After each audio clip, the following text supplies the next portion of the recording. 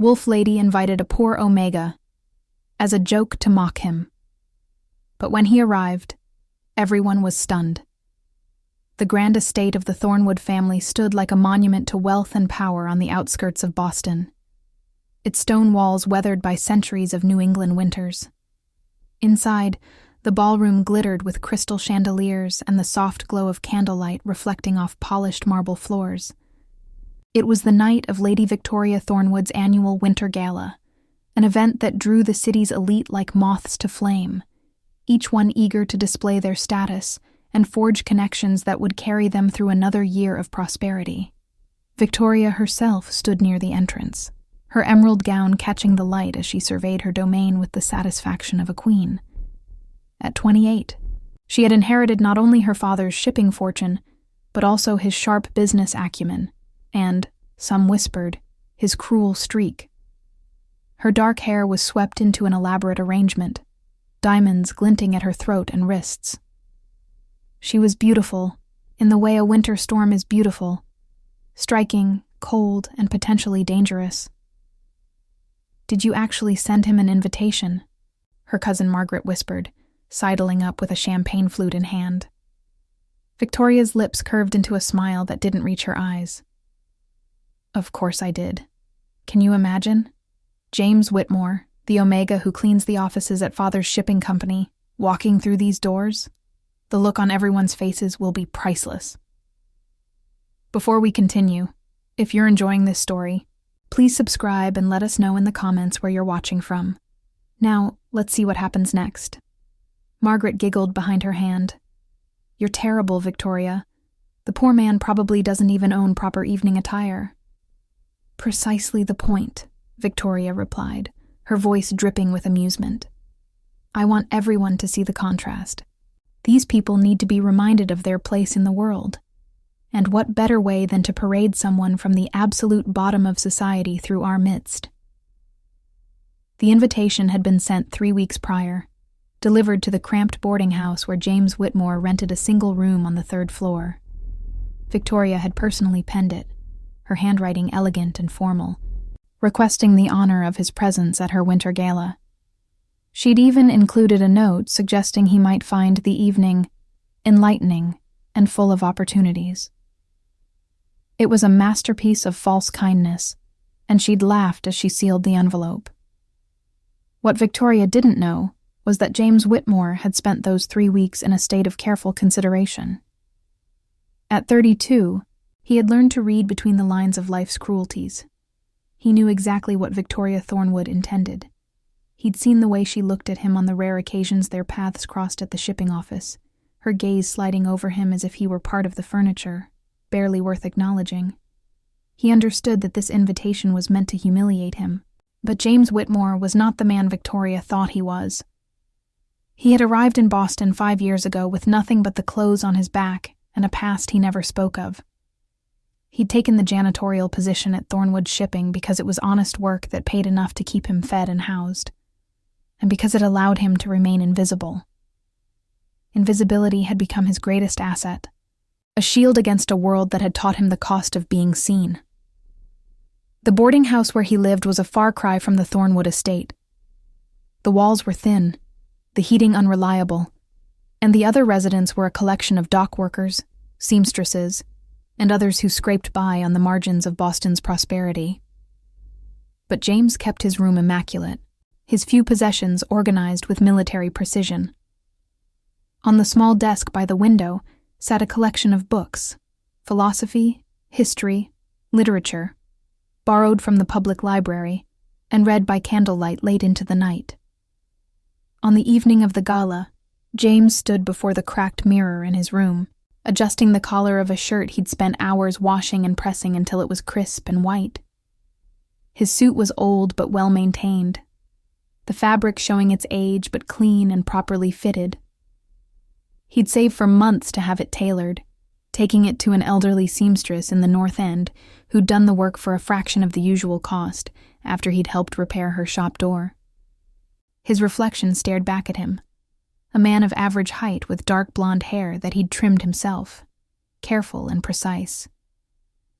His face was lean, marked by the kind of quiet strength that came from enduring hardship without breaking. His eyes, a deep gray, held a depth that most people never bothered to notice. As an Omega, he'd learned early that society expected him to be meek, submissive, forgettable. He'd learned to use those expectations as camouflage. But tonight, he would step out of the shadows. The walk from his boarding house to the Thornwood estate took nearly an hour. James could have taken a streetcar part of the way, but he preferred to walk, using the time to prepare himself mentally for what lay ahead. The December air was sharp and cold, his breath forming clouds in the darkness. Snow had fallen earlier in the week, and patches of ice gleamed on the cobblestones under the gas lamps. As he walked through the wealthier neighborhoods, the houses grew larger and more ornate, their windows glowing with warm light. He could hear the distant sounds of music and laughter, the privileged classes celebrating another year of their good fortune. James felt no bitterness toward them. Bitterness was a luxury he couldn't afford. Instead, he felt a calm determination, a sense of purpose that had been building since the moment he'd opened Victoria's invitation. The Thornwood estate came into view as he rounded the final corner, its facade illuminated by torches that lined the long driveway. Carriages were still arriving, depositing elegantly dressed guests who hurried toward the warmth of the house. James paused for a moment, taking in the scene. This was a world he'd once known intimately, though from a very different perspective. The memories threatened to surface, but he pushed them down, focusing instead on the present moment. He approached the entrance with steady steps, his posture straight and confident despite the worn state of his clothing. The doorman, a large man in livery, looked him up and down with barely concealed disdain. "Tradesman's entrance is around back," the doorman said, his voice flat. James reached into his coat pocket and produced the invitation, its cream-colored paper and gold lettering unmistakable. "I was invited by Lady Thornwood herself." The doorman's expression shifted from disdain to confusion. He took the invitation, examined it closely, then looked at James again, as if trying to reconcile the elegant script with the modest man standing before him. Finally, with obvious reluctance, he stepped aside. "Very well, but mind yourself."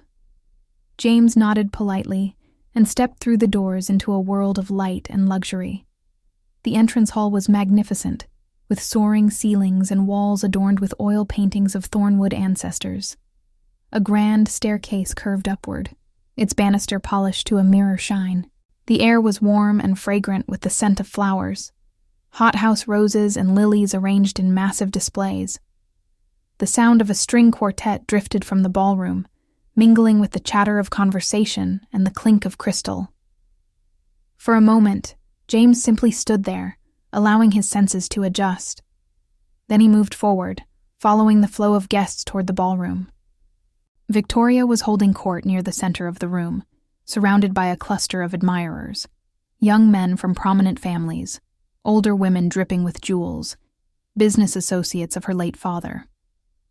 She was in the middle of a story, her hands gesturing gracefully when someone touched her arm. "Victoria, darling, I think your special guest has arrived," Margaret said, her voice pitched low, but unable to hide her amusement. Victoria turned, her eyes scanning the entrance to the ballroom, and then she saw him. James Whitmore stood at the threshold, his presence somehow commanding attention despite his simple attire. He wasn't looking around nervously, or shrinking from the opulence surrounding him. Instead, he stood with a quiet dignity, his gaze calm and assessing as he took in the room. The contrast between his worn but immaculate suit and the elaborate gowns and tailcoats around him should have made him look ridiculous, out of place. But it didn't. There was something in the way he carried himself, a natural grace and confidence that couldn't be bought or taught. As he moved into the room, conversations began to falter. People turned to look, their expressions ranging from curiosity to confusion to outright shock. An Omega, clearly of modest means, walking into Victoria Thornwood's exclusive gala as if he had every right to be there. Victoria felt her smile freeze on her face. This wasn't how it was supposed to go. He was supposed to look uncomfortable, embarrassed, painfully aware of his inadequacy. Instead, James Whitmore looked like a man who knew exactly who he was and felt no need to apologize for it. "Who is that?" someone whispered nearby. "I have no idea, but did you see the way he entered? Such composure. His suit is practically threadbare, but somehow he makes it look intentional, almost noble." Victoria's jaw tightened. She'd wanted to create a spectacle, to remind everyone of the natural order of things. But the spectacle was rapidly spinning out of her control. James's eyes found hers across the room. For a long moment, they simply looked at each other. Then, with deliberate purpose, he began walking toward her. The crowd parted before him, people stepping aside almost unconsciously. There was no aggression in his approach, no challenge in his expression. He simply moved with the quiet certainty of someone who had nothing to prove and nothing to fear. When he reached Victoria, he stopped at a respectful distance and inclined his head in a polite bow.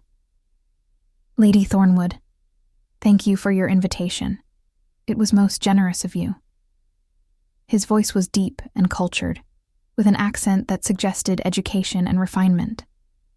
Victoria felt a flutter of unease. This was not the voice of a simple janitor. This was the voice of someone who'd been trained in proper diction, who'd spent time in circles far removed from boarding houses and menial labor. "Mr. Whitmore," she managed, her voice cool despite her growing confusion. "How unexpected that you could attend." "I wouldn't have missed it," James replied, his gray eyes meeting hers steadily. "It's not every day one receives an invitation to such a prestigious event. I'm curious to see what the evening holds." There was no sarcasm in his tone, no hint that he understood the cruel joke she'd intended. But something in his gaze suggested he knew exactly what she'd planned, and he'd come anyway, on his own terms. Margaret leaned in, her curiosity overcoming her sense of propriety. "Mr. Whitmore, forgive me, but I don't believe we've been introduced. How do you know Victoria?" "I work at Thornwood Shipping," James said simply. "I maintain the offices." A ripple of reaction went through the nearby guests. A janitor. Victoria had invited a janitor to her gala. The absurdity of it should have been the talk of the evening, a scandal that would cement Victoria's reputation for audacious cruelty. But something strange was happening. Instead of mockery, people were looking at James with something approaching respect. His honesty about his position, delivered without shame or apology, had disarmed them, and his bearing, that inexplicable dignity, made it impossible to simply dismiss him as a curiosity or a joke. "That must be demanding work," an older gentleman said, stepping forward. He was Richard Blackwell, a banker who'd known Victoria's father. "Keeping those offices in order, I mean. I've been to the Thornwood building. It's quite extensive." "It is," James agreed. "But I find satisfaction in work well done, regardless of its nature. There's a certain peace in creating order from chaos, in ensuring that everything functions as it should." "A philosopher janitor," someone murmured, and there was no mockery in the tone, only genuine interest. Victoria felt control of the situation slipping further from her grasp. She'd expected humiliation. His or, failing that, her own amusement at his discomfort. What she hadn't expected was this. A room full of Boston's elite, treating a working-class Omega with something approaching fascination. "Mr. Whitmore," she said, her voice sharp enough to cut through the growing conversation. "Surely you must feel somewhat out of place here. This is quite different from your usual environment." It was a direct challenge, an attempt to reassert the social hierarchy she'd intended to demonstrate. James turned his full attention to her, and for the first time that evening, she saw something flicker in his eyes. Not anger, but a deep, weary knowledge. "I've been in many environments, Lady Thornwood," he said quietly, I've learned that people are much the same everywhere, regardless of the quality of their clothing or the size of their bank accounts. We all want to be seen, to be valued, to matter. The settings change, but the fundamental human needs remain constant.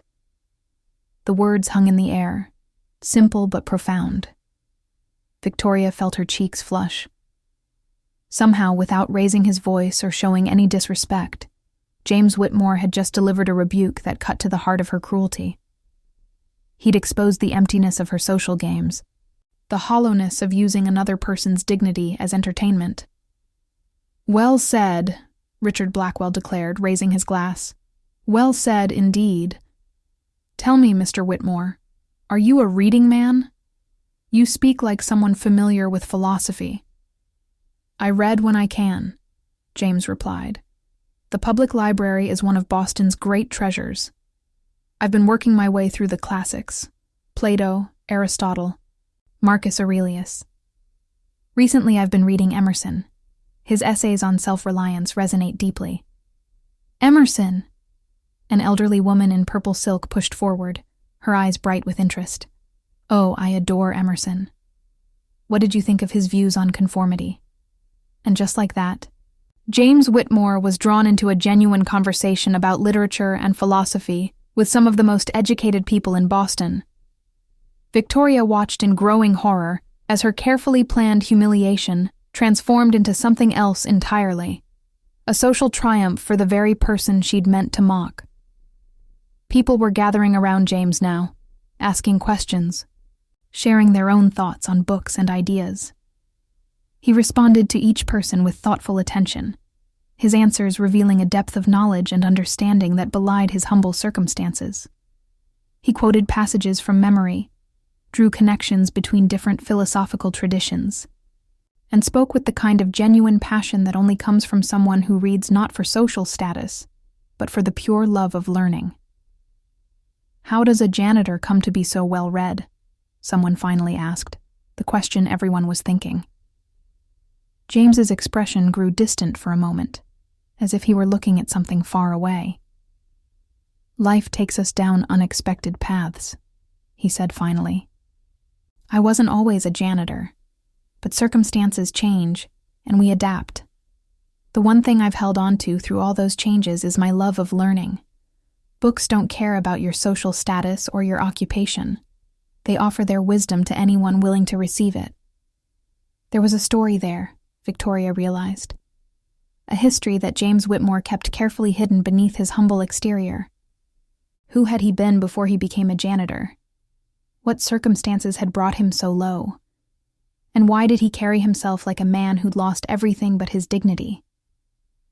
The evening progressed, and Victoria found herself increasingly sidelined at her own gala. James had become the center of attention, not through any effort of his own, but simply by being authentically himself. People were drawn to his quiet strength, his obvious intelligence, his complete lack of pretension. He didn't try to impress anyone or claim to be more than he was. He simply existed in his truth, and that truth was compelling in a way that Victoria's carefully constructed social persona could never be. She watched as Mrs. Eleanor Hartford, one of Boston's most formidable society matrons, engaged James in a lengthy discussion about the working conditions in the city's factories. James spoke knowledgeably about the struggles of the working poor, not with anger or resentment, but with compassion and insight. He described the daily challenges faced by people trying to survive on inadequate wages, the impossible choices between food and heat, the constant fear of illness or injury that could destroy a family's fragile stability. "You speak from experience," Mrs. Hartford observed, her usual haughty demeanor softened by genuine interest. "I do," James confirmed. "I've lived it. I live it still. But I also know that many people in more fortunate circumstances simply don't understand the reality of poverty. It's not a moral failing or a lack of ambition. It's a system that makes it nearly impossible to climb out once you've fallen in. The working poor aren't lazy. They're exhausted. They're not stupid. They're denied education. They're not hopeless. They're systematically prevented from accessing hope. His words carried weight because they came from lived experience, not abstract theory. Several people in the crowd looked uncomfortable, forced to confront the reality of the inequality that supported their comfortable lives. But others nodded thoughtfully, as if James had articulated something they'd sensed, but never quite understood. Victoria felt a strange mix of emotions churning in her chest: anger at having her plans thwarted, embarrassment at being upstaged at her own event. But also something else, something she didn't want to acknowledge: a grudging respect for the man who'd walked into her trap and somehow turned it into a triumph. As the evening wore on, James moved through the ballroom with easy grace, speaking with various guests, always polite, always genuine. He didn't eat or drink excessively, didn't take advantage of the luxury surrounding him. He simply engaged with people as equals, regardless of their wealth or status. Victoria found herself watching him, unable to look away. There was a mystery here, a puzzle she suddenly needed to solve. Who was James Whitmore really? What had brought him to Boston, to her father's company, to a life of such humble circumstances? And why did he seem so completely at peace with himself when she, with all her wealth and privilege, felt constantly anxious, constantly performing, constantly afraid of losing her position?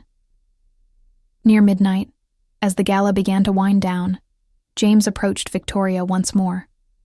The crowd had thinned, many guests having already departed. Victoria stood near the windows overlooking the snow-covered gardens, a glass of champagne in her hand that she'd barely touched. "Lady Thornwood," James said quietly, and she turned to face him. "I wanted to thank you again for the invitation before I take my leave." Victoria looked at him, really looked at him, perhaps for the first time.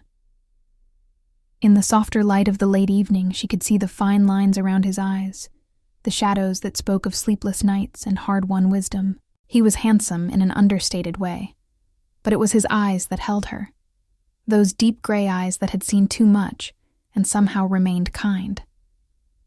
"Why did you come?" she asked suddenly, the question escaping before she could stop it. "You knew what I intended. You knew this was meant to humiliate you. So why did you come?" James was silent for a moment, considering his answer.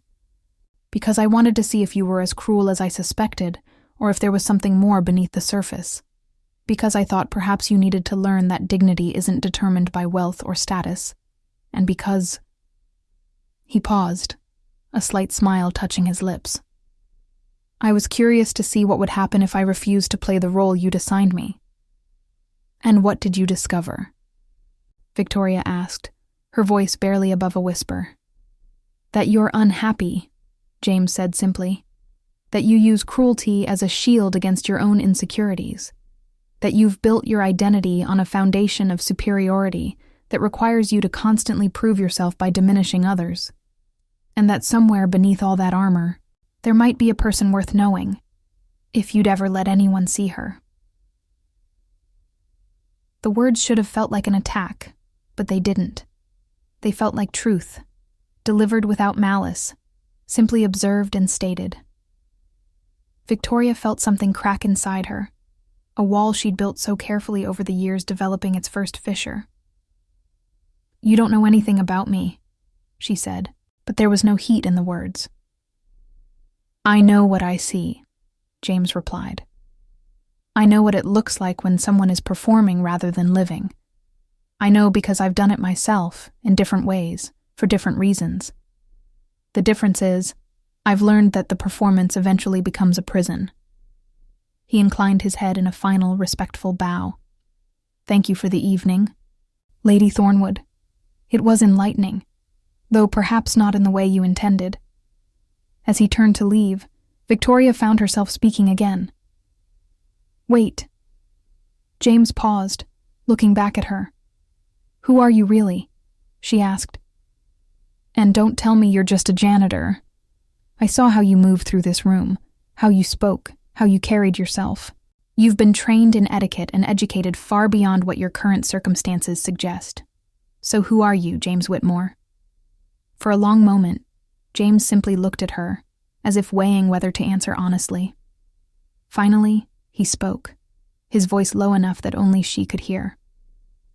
I'm someone who learned that everything you think defines you, wealth, status, family name, can be taken away in an instant. I'm someone who discovered that when you lose everything, you find out who you really are beneath all the trappings. And I'm someone who chose to rebuild his life on a foundation of authenticity rather than pretense, even if that meant living in poverty and working as a janitor. What happened to you? Victoria asked, genuinely curious now. That, James said with a sad smile, is a story for another time, if there ever is another time. Good night, Lady Thornwood. I hope you find what you're looking for. He walked away then, his footsteps echoing in the nearly empty ballroom. Victoria watched him go, feeling as if something fundamental had shifted in her understanding of the world. She'd meant to prove her superiority, to remind herself and everyone else of her place at the top of society's hierarchy. Instead, she'd been given a mirror that reflected her own emptiness, held up by a man who had nothing and yet possessed everything that truly mattered. The next morning, Victoria woke late, her head aching from champagne and troubled dreams. She lay in her enormous bed, staring at the silk canopy above her, replaying the events of the previous evening. The gala had been a success by all conventional measures. People had eaten, drunk, danced, and departed satisfied. But Victoria felt no satisfaction, only a gnawing sense of having been fundamentally challenged and found wanting. She rose and dressed, waving away her maid's offers of assistance. She needed to think, to understand what had happened. On impulse, she decided to visit the Thornwood shipping offices. It was Sunday, and the building would be mostly empty, but she knew James would be there. He worked 7 days a week, she'd learned from the building manager, arriving early and leaving late, maintaining the offices with meticulous care. The streets of Boston were quiet in the gray morning light, a few people hurrying to church services, vendors setting up their carts for the Sunday market. Victoria's carriage carried her through the city to the waterfront district where the Thornwood building stood, a solid brick structure that had housed her family's business for 3 generations. She entered through the main doors, her footsteps echoing in the empty lobby. The building smelled of lemon oil and beeswax, the scent of James's careful maintenance. She climbed the stairs to the 2nd floor, where the main offices were located, and found him there, as she'd known she would. James was on his hands and knees, scrubbing the marble floor near the windows. He'd removed his coat and rolled up his sleeves, his movements efficient and practiced. Sunlight streamed through the windows, illuminating the space he'd already cleaned to a brilliant shine. He looked up as she approached, surprise flickering across his face before settling into his usual calm expression. He stood, wiping his hands on a cloth. Lady Thornwood, I didn't expect to see you here. I needed to speak with you, Victoria said, feeling suddenly uncertain. In this space, surrounded by the evidence of his labor, she felt like the intruder, not him. About last night? James asked. About everything, Victoria replied.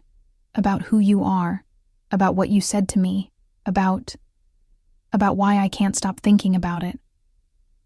James gestured to a bench near the windows. Would you like to sit?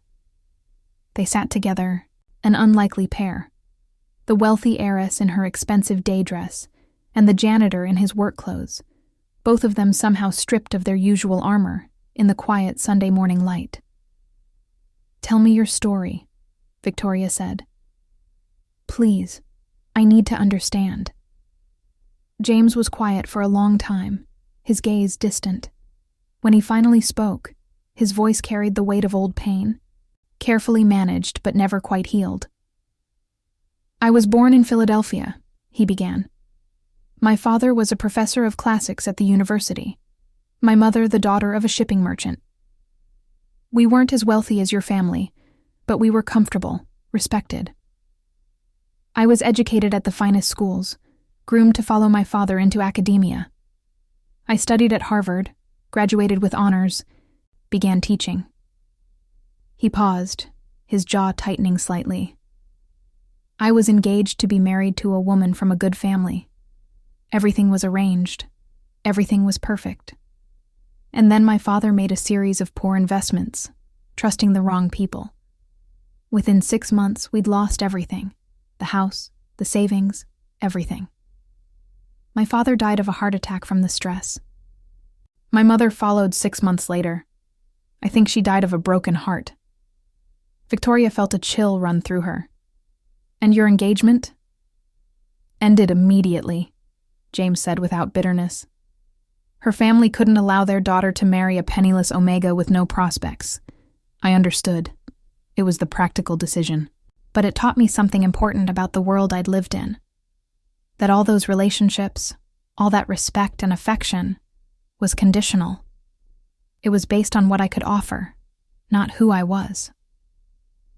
So you came to Boston. Eventually. First, I tried to rebuild in Philadelphia, but the scandal of my father's failure followed me. No university would hire me. I took whatever work I could find, tutoring, clerking, manual labor. I moved from city to city, always hoping the next place would offer a fresh start. I arrived in Boston 5 years ago, with almost nothing.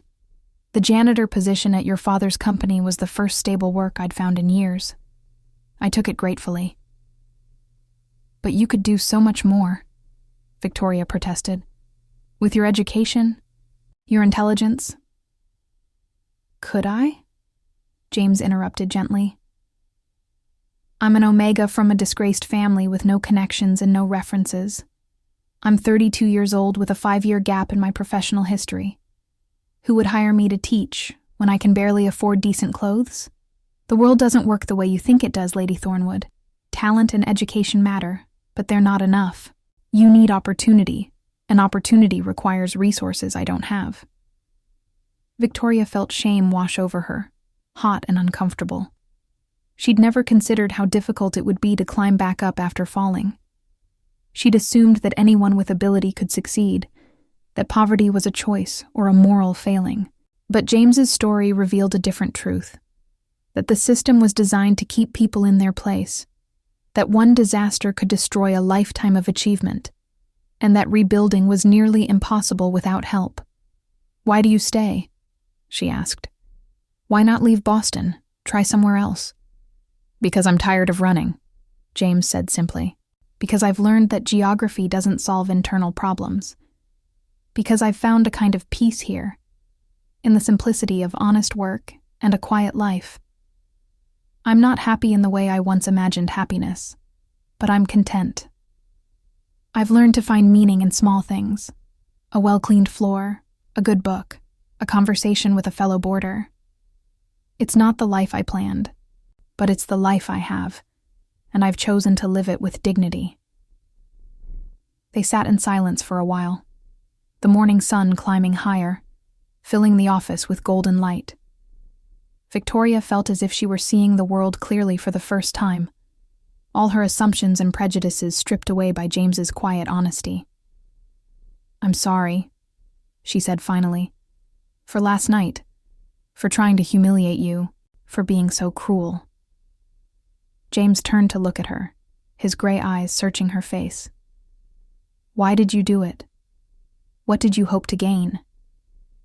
Victoria struggled to answer, to put into words the twisted logic that had seemed so reasonable just days ago. I wanted to feel powerful, she admitted.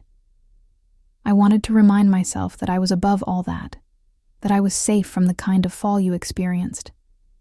I thought if I could make you look small, it would make me feel bigger.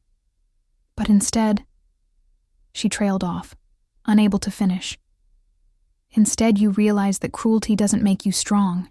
It just makes you cruel, James finished for her. And that the power you were wielding was hollow, built on nothing but the accident of your birth. Yes, Victoria whispered. Exactly that. So what will you do now? James asked. Now that you've seen behind the curtain, now that you understand that your position is more fragile than you thought? It was a good question, perhaps the most important question Victoria had ever been asked. What would she do with this new understanding? Would she retreat back into her comfortable cruelty? Or would she find the courage to change? I don't know, she said honestly. But I think I want to be better. I want to be someone who builds people up rather than tearing them down. I want to use my privilege for something meaningful instead of just protecting it. James smiled, a real smile that transformed his face. That's a good start, but be warned, it's harder than you think. Changing yourself, changing the patterns you've built over a lifetime, requires constant effort and vigilance. You'll fail sometimes. You'll slip back into old habits. The question is whether you'll have the courage to keep trying. Will you help me? Victoria asked impulsively. Will you teach me how to see the world the way you do? James looked surprised. I'm not sure I'm qualified to teach anyone anything. Lady Thornwood. Victoria, she corrected. Please, call me Victoria. And you're more qualified than anyone I know. You've lived on both sides of society's divide. You understand both privilege and poverty. You've maintained your humanity and dignity through circumstances that would have broken most people. If anyone can teach me how to be a better person, it's you. James considered this, his expression thoughtful. On one condition, he said finally, anything. Don't make me a project or a charity case. If we're going to have any kind of relationship, friendship, mentorship, whatever this becomes, it has to be between equals. Not lady and janitor, not rich and poor, but two people trying to understand each other in the world we live in. Can you do that? Victoria thought about it, really thought about it. Could she set aside her ingrained sense of superiority? Could she see James as an equal, despite the vast difference in their circumstances? It would require her to dismantle everything she'd been taught about social hierarchy and her place in it. I can try, she said. I want to try. Then we have an agreement, James said, extending his hand. Victoria took it, feeling the calluses on his palm, the strength in his grip. It was the handshake of a working man, honest and firm. And in that moment, something shifted between them. A connection forged not in the glittering ballroom, but in the quiet honesty of a Sunday morning conversation. Over the following weeks, an unlikely friendship developed between Victoria Thornwood and James Whitmore. They met regularly, sometimes at the shipping offices after hours, sometimes at the public library, once even at the boarding house where James lived, much to the shock of his fellow residents. They talked about everything: philosophy, politics, literature, the nature of society and justice and human dignity. James introduced Victoria to a world she'd never truly seen, despite living in the same city. He took her to the neighborhoods where the working poor lived, showed her the conditions they endured, introduced her to people whose struggles she'd never considered. She met seamstresses who worked 16-hour days for wages that barely covered rent, dock workers injured on the job with no compensation, children who should have been in school but instead worked in factories to help feed their families. It was overwhelming and heartbreaking, and Victoria felt the comfortable walls of her privileged existence crumbling with each new revelation.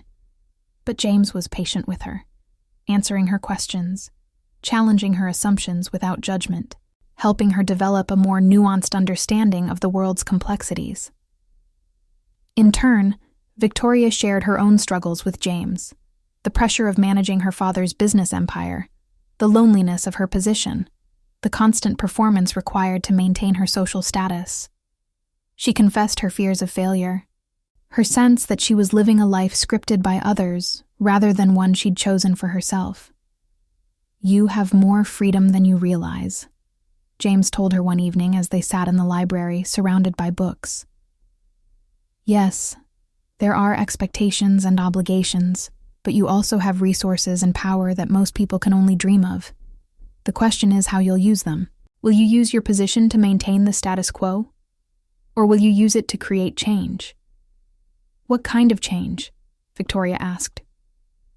That's for you to decide, James replied. But I'll tell you what I'd do if I had your resources.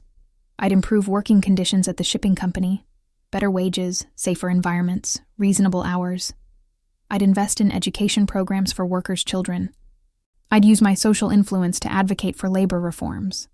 I'd prove that business success and human dignity aren't mutually exclusive. The ideas excited Victoria in a way nothing had in years. She'd been raised to view the business as simply a means of generating profit.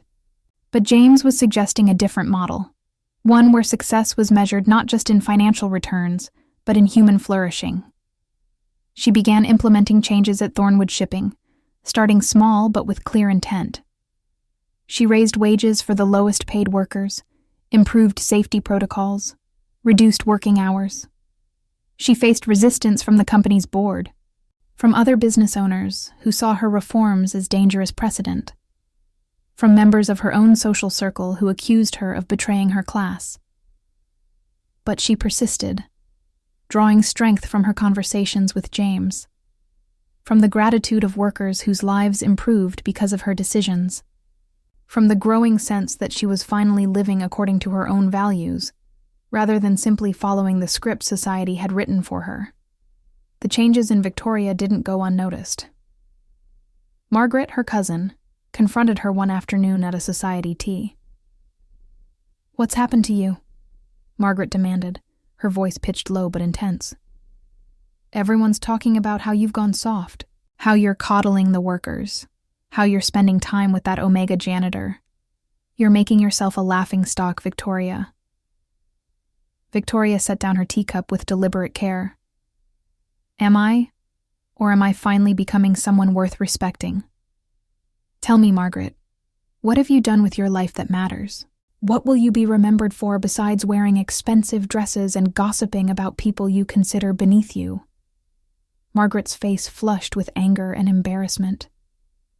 How dare you? I dare because I've learned something important, Victoria interrupted. I've learned that the opinion of people who've never struggled, never suffered, never questioned their privilege, doesn't matter as much as I thought it did. I've learned that there's more to life than maintaining social status. And I've learned that the person I was 6 months ago, cruel, shallow, empty, was someone I'm ashamed to have been. She stood, gathering her gloves and purse. You can join me in trying to be better, or you can continue as you are. But either way, I'm done apologizing for choosing substance over performance. As she left the tea, Victoria felt lighter than she had in years. She was burning bridges with her old life, yes, but those bridges had led nowhere worth going. The path ahead was uncertain, but it was hers, chosen deliberately rather than simply accepted. Winter gave way to spring, and the friendship between Victoria and James deepened into something neither of them had quite expected. They discovered they enjoyed each other's company, not just for the intellectual stimulation, but for the simple pleasure of being understood. James appreciated Victoria's sharp mind and growing compassion, her willingness to question everything she'd been taught, and rebuild her worldview from the ground up. Victoria treasured James's wisdom and steadiness, his ability to find meaning and beauty in the simplest things, his complete lack of pretense. One April evening, as they walked through the Boston Common watching the early flowers bloom, Victoria asked the question that had been growing in her mind for weeks. What if you didn't have to be a janitor anymore? What if you could teach again, do the work you were trained for? James smiled sadly. That's a nice dream, Victoria, but it's not realistic. Nothing has changed about my circumstances. I still have no connections, no references, no way back into that world. But what if you did? Victoria pressed. What if someone with influence and resources decided to help you? Not as charity, but because they recognized your value and wanted to see you in a position where you could make a real difference. James stopped walking, turning to face her. What are you suggesting? What? I'm suggesting that Boston needs teachers who understand both privilege and poverty, who can educate the next generation to be more thoughtful and compassionate than ours has been. I'm suggesting that I could fund a new school, one that serves students from all social classes, and that you could help design and lead it. Not as my employee or my project, but as my partner in creating something meaningful. James stared at her, emotions flickering across his face too quickly to name. Victoria, I can't accept that kind of help. It's too much. It would make me dependent on you, would change the nature of our friendship. Would it? Victoria interrupted. Victoria. Or would it be two people using their different resources and abilities to create something neither could create alone? You have the knowledge, the experience, the vision. I have the money and the social connections. Together we could build something that actually matters, that actually changes lives. How is that dependence? How is that anything but partnership? James was quiet for a long time, his gray eyes searching hers. Why? He asked finally. Why would you do this for me? Victoria took a breath, knowing that her answer would reveal more than she'd intended, but finding she didn't care. Because you changed my life. Because you showed me what it means to live with integrity and dignity. Because I've come to care about you more than I've cared about anyone in a very long time. And because I believe that if we work together, we can create something beautiful and important and lasting. The words hung in the air between them, heavy with implication. James's expression softened, and he reached out to take her hand, a gesture that would have been scandalous if anyone had seen, an omega touching a lady of Victoria's status so familiarly. You've changed my life too, he said quietly. I'd given up on the idea that I could be anything more than what I am now. I'd made peace with it. But it was the peace of resignation, not fulfillment. You've reminded me that there are still possibilities, still reasons to hope, and I've come to care about you as well, more than is probably wise given the difference in our circumstances. What if circumstances didn't matter? Victoria asked, her heart pounding. What if we decided that the connection between us was more important than social conventions or class differences? What if we chose each other, deliberately and completely, regardless of what anyone else thought? James's hand tightened on hers. Are you sure? You'd be giving up so much. Your social position, your reputation, the respect of your peers. An omega and a lady, it's not done, Victoria. You'd be ostracized.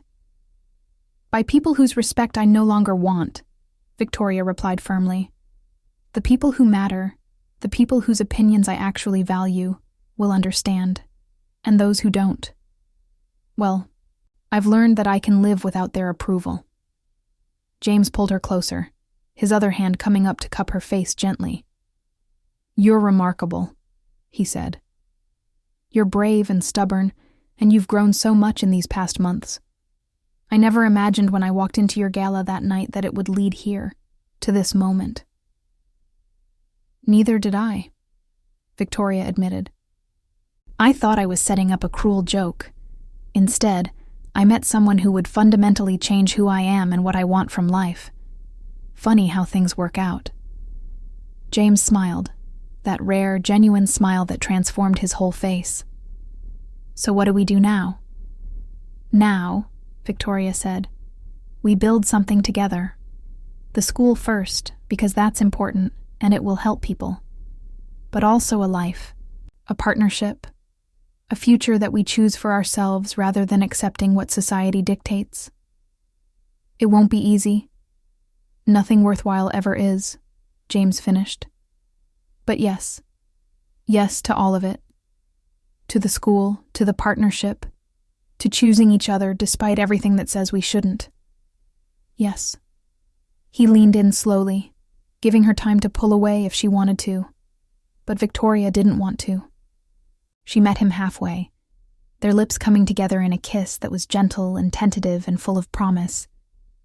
It was a kiss that sealed a partnership, that marked the beginning of something new and uncertain, and potentially wonderful. When they finally pulled apart, both of them were smiling. So, James said, a hint of humor in his voice, I suppose this means I should probably stop calling you Lady Thornwood. Victoria laughed, the sound bright and free. I think that would be appropriate, yes. Just Victoria. Always just Victoria to you. Victoria, James repeated, as if testing how it felt. I like it. It suits you better than the title ever did.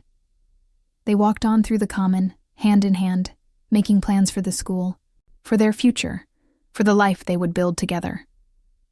Around them, Boston continued its evening routines, people hurrying home to dinner, vendors closing their carts, gas lamps flickering to life as twilight deepened. Neither Victoria nor James noticed the stares they received. The Omega janitor and the shipping heiress walking together as equals, as partners, as something more. They were too busy imagining the possibilities, too focused on each other and the future they were creating to care about the judgment of strangers. The school they founded opened the following autumn. Housed in a building Victoria purchased in a neighborhood that bridged the divide between Boston's wealthy and working-class districts. It was called the Thornwood Whitmore Academy, the joined names a deliberate statement about partnership and equality. The curriculum James designed was revolutionary, combining classical education with practical skills, serving students from all social classes, taught by teachers who were selected for their passion and ability rather than their social connections. The opening was controversial. Many of Victoria's former friends refused to attend, scandalized by her relationship with James and her radical ideas about education. But others came, progressive thinkers, reformers, working-class families desperate for opportunities for their children, and even a few members of the old guard who'd been quietly uncomfortable with the status quo and were glad to see someone challenging it. Victoria stood at the entrance on opening day, greeting students and families, with James beside her. He'd transformed over the past months, not in his essential character, which remained as steady and genuine as ever, but in his circumstances. He wore a proper suit now, purchased with his salary as the school's headmaster, and he carried himself with the confidence of someone doing work that mattered, work he was born to do. But the most significant change was in his eyes. The sadness that had shadowed them was gone, replaced by hope and purpose and joy. He'd found his way back to the life he was meant to live. Not by denying what he'd been through, but by integrating those experiences into something new and meaningful. As the students filed in, children from mansions and tenements, from families of privilege and families of struggle, all of them eager to learn, Victoria felt a profound sense of rightness. This was what wealth and privilege should be used for, creating opportunities, building bridges, making the world more just and equitable. Nervous? James asked quietly, watching the stream of students. Terrified, Victoria admitted. What if it doesn't work? What if we've made a terrible mistake? James took her hand, squeezing gently. Then we'll learn from it and try again. That's what we do, Victoria. We try, we fail, we learn, we improve. It's not about being perfect. It's about being committed to something larger than ourselves. Victoria looked at him, this man who'd entered her life as a joke and become her partner, her love, her guide to becoming a better person. How did you get so wise? Suffering, James said simply. Failure. Loss. All the things I wouldn't wish on anyone, but that taught me what truly matters. You've had your own journey, your own lessons. Together, we've both become more than we were separately. The bell rang, signaling the start of the first day of classes. Students hurried to their rooms, teachers took their positions, and the Thornwood Whitmore Academy began its work of educating minds and challenging the social structures that kept people trapped in their assigned places. Victoria and James stood together, watching it all unfold, knowing that this was just the beginning. There would be challenges ahead, financial pressures, social opposition, the constant struggle to maintain their vision against forces that wanted to preserve the status quo. But they would face those challenges together, as partners, as equals, as two people who'd found each other against all odds and chosen to build something meaningful with their unlikely connection. As the months and years passed, the academy flourished. Students who would never have had access to quality education found their talents nurtured and their horizons expanded. Some went on to universities, others to skilled trades, all of them carrying with them the academy's core message: that human worth isn't determined by birth or wealth, that education is a right, not a privilege, and that society's rigid hierarchies can and should be challenged. Victoria's business reforms at Thornwood Shipping became a model for other companies, proving that treating workers with dignity and paying fair wages didn't destroy profits. It actually improved productivity and loyalty. Other business owners began to follow her example, slowly, reluctantly, but steadily. The changes weren't revolutionary, but they were real, and they improved lives.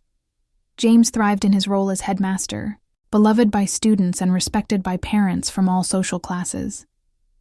He never forgot where he'd come from, never lost his empathy for those struggling at the bottom of society's ladder. But he also never let his past define his future. He'd taken the lessons of his fall and rebuilding and transformed them into wisdom that he shared generously with everyone around him. Their relationship continued to scandalize some segments of Boston society, but Victoria and James didn't care.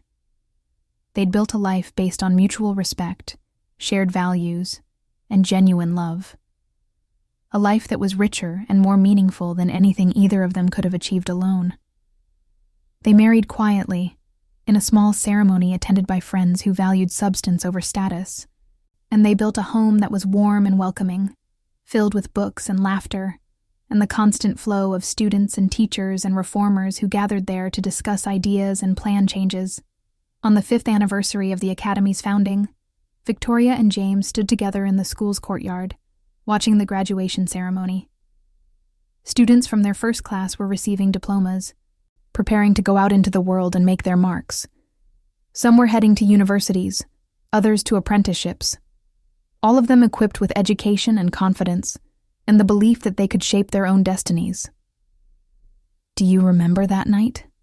Victoria asked quietly, watching the celebration.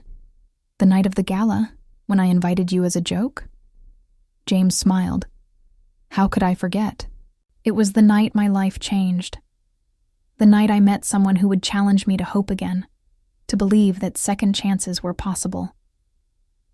"I was so cruel," Victoria said, shaking her head at the memory. "So shallow and empty. I can't believe I thought humiliating you would make me feel powerful." "But you learned," James reminded her. "You changed. That's what matters. Not who you were, but who you chose to become." Victoria leaned against him, feeling the solid warmth of his presence, the steady strength that had become her anchor. "I invited you to mock you, and instead you saved me. You showed me what it means to live with integrity, to find meaning in work and relationships rather than status and wealth. You gave me a purpose beyond just maintaining my privilege. We saved each other," James corrected gently. "I was resigned to a life of quiet survival, going through the motions, but never really living. You reminded me that I had more to offer, that my experiences and knowledge could be used to help others. You gave me back my sense of purpose." They stood together in comfortable silence, watching their students celebrate, watching the fruit of their partnership and their love. The sun was setting, painting the sky in shades of gold and pink, and the courtyard was filled with the sound of laughter and conversation and hope. "What do you think happens next?" Victoria asked. "Where do we go from here?" James considered the question, his gray eyes thoughtful. "We keep building. We expand the academy, open more schools in other cities. We continue advocating for reforms, for justice, for a world where everyone has the opportunity to develop their potential, regardless of their circumstances. We live our lives as an example of what's possible when people choose connection over division, compassion over cruelty, partnership over hierarchy." "That sounds like a good plan," Victoria said, smiling. "A very good plan indeed." As the evening deepened and the graduation celebration continued around them, Victoria Thornwood and James Whitmore stood together, Two people from different worlds who'd found each other through an act of intended cruelty that had somehow transformed into grace. They'd both been changed by their unlikely meeting. Victoria from a shallow, cruel woman into someone who used her privilege to create opportunity and justice. James from a resigned survivor into a passionate educator and advocate for change. Their story wasn't a fairy tale. There was no magic, no sudden transformation, no easy resolution. It was something better, a story of two flawed people who chose to grow, to challenge themselves and their society, to build something meaningful together. It was a story of redemption and second chances, of the power of genuine connection to transform lives, of the possibility that exists when people are willing to see beyond social constructs to the human beings beneath. The poor Omega who'd been invited to a gala as a joke had walked into that ballroom with dignity and walked out having planted the seeds of revolution. Not a violent revolution, but a quiet one, built on education and compassion and the radical idea that every person, regardless of their station, deserves respect and opportunity. And the wealthy lady who'd meant to mock him had instead found herself challenged, changed, and ultimately saved by the very person she'd sought to humiliate. Years later, when people asked Victoria about the turning point in her life, she always pointed to that winter night when James Whitmore walked into her gala. "I invited him to prove my superiority," she would say. Instead, he proved that dignity, intelligence, and worth have nothing to do with wealth or status. He taught me what it means to be truly human, and in doing so, he gave me a life worth living. And James, when asked about his journey from poverty back to purpose, would smile and say, "I learned that falling isn't the end of your story. It's just a chapter. What matters is what you do next, how you rebuild, what you choose to create from the ruins." I was invited to a gala as a joke, but I walked in as myself, completely, authentically, without apology. And that choice changed everything. Their story became legend in Boston, told and retold, inspiring others to question the rigid social hierarchies that govern their lives, to see beyond class and status to the human potential that exists in everyone. The Thornwood Whitmore Academy grew into a network of schools that spread across New England and beyond, each one carrying forward the vision of education as a tool for social justice and human flourishing. And at the center of it all were two people who'd found each other in the most unlikely circumstances, who'd chosen each other despite every social convention that said they shouldn't, and who'd built a life and a legacy that proved that love, partnership, and shared purpose could overcome any obstacle. The wolf lady had invited the poor Omega as a joke, but the joke was on her, because in trying to humiliate him, she'd set in motion a chain of events that would transform them both, challenge their society, and create ripples of change that would continue long after they were gone. And that perhaps was the greatest irony of all, that an act of cruelty, met with dignity and grace, could become the foundation for something beautiful, meaningful, and lasting. That a joke could become a love story, and a love story could become a revolution. As the stars came out over Boston that graduation night, Victoria and James walked home together, hand in hand, talking about their plans for the future, laughing at shared jokes, comfortable in the life they'd built together. They were no longer the people they'd been that winter night 5 years ago. They were better, stronger, more complete. And somewhere in the city, a young person who'd been told they were too poor, too lowborn, too insignificant to matter, heard the story of the wolf lady and the poor Omega, and dared to hope that they too might transcend their circumstances, that they too might find their dignity and purpose and place in the world. That was the true legacy of that winter night when James Whitmore walked into Victoria Thornwood's gala. Not just the love story or the schools or the social reforms, but the hope that spread like ripples in a pond, touching lives that Victoria and James would never know, inspiring changes they would never see, creating a future that was more just and compassionate because two people had chosen to see beyond social constructs to the human beings beneath. The poor Omega had been invited as a joke, but he'd arrived as himself, and in doing so, he'd changed the world.